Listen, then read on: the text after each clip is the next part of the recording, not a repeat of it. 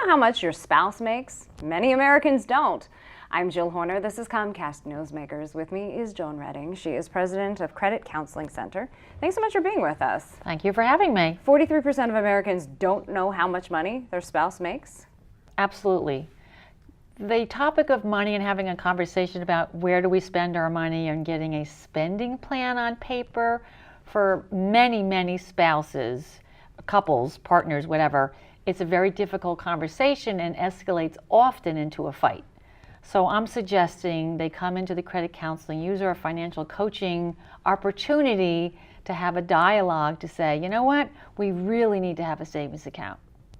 You say bigger goals are also important. Money can lead to arguments, but at the end of the day, the amount of money you earn really breaks down to math and how you're going to use that money to reach your goals. The key is the amount of money you make. It's more important as to how much money you spend, because so many people are spending exactly what they make, which calls paycheck to paycheck. But if you're spending less than you earn, that is the key to building financial wealth. And if we're not taught, and many of us don't have a personal finance class, have never had an exposure, and if our parents aren't having the dialogue, since money is still the last taboo, how do we have any education or even the ability to have a conversation? Many, many couples wind up fighting, or then don't even talk about it, which is way worse. So you might go off the rails spending in a particular pattern, and your spouse may never know that you racked up credit card debt, for example. This can obviously lead to issues within a relationship. It can lead to fights. Why does having a third party, a professional, like one from your organization, make a difference?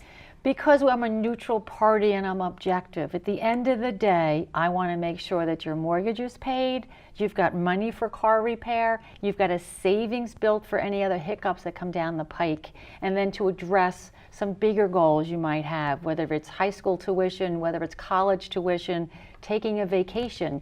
There's a plan in place for that.